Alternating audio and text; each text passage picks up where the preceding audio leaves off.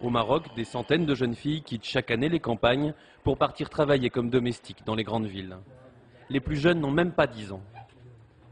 Ici, on les appelle les petites bonnes. Amina était l'une d'entre elles. À 12 ans, elle a été embauchée par une famille aisée de Casablanca. 3 années d'une enfance volée. Leur comportement n'était pas correct. La nuit, ils me laissaient dehors et ils ne me donnaient que les restes du repas à manger. Ils ne prenaient pas du tout soin de moi. Je ne veux plus jamais travailler comme ça. Je veux juste aller à l'école. Le système est rodé. Les employeurs passent par des intermédiaires comme Abdallah.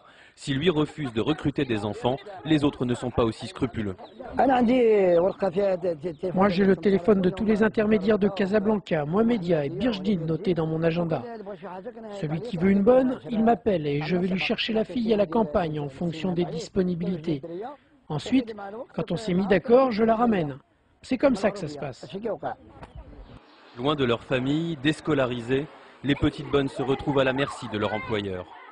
Le malheur, c'est que ces enfants n'ont aucun droit. Je dis aucun droit. Ils travaillent comme des esclaves.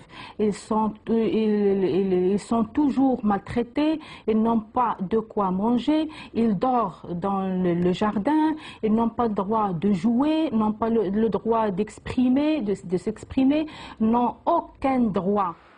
Si au Maroc, le travail des enfants de moins de 16 ans est interdit, la loi est très rarement respectée. Au ministère du Développement social, on prépare donc un nouveau texte bien plus sévère. Pour les intermédiaires et les employeurs, actuellement, quand ils emploient une petite fille de moins de 15 ans révolue, à la limite, ils ne risquent rien. Cette loi, en fait, va venir pour en même temps régir le travail des gens de maison et en même temps criminaliser. Surtout, ce qui est important, c'est ça. C'est criminaliser justement et les employeurs et les intermédiaires en cas de récidive.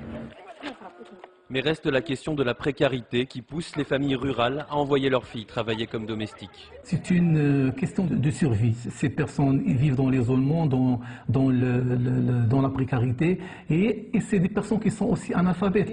Il faut leur donner et leur assurer des moyens pour survivre. Dans la société, les langues se délient. Plusieurs cas de torture ont été dénoncés. Et les victimes ne sont pas seulement marocaines. De plus en plus de domestiques sont amenés de l'étranger.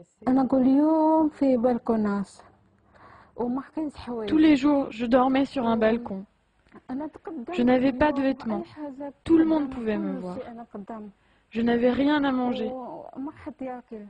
Ils me faisaient boire de l'urine. Ils me frappaient beaucoup, tous les jours. Si l'État semble enfin décidé à combattre ce fléau, le plus difficile sera sûrement de changer les mentalités.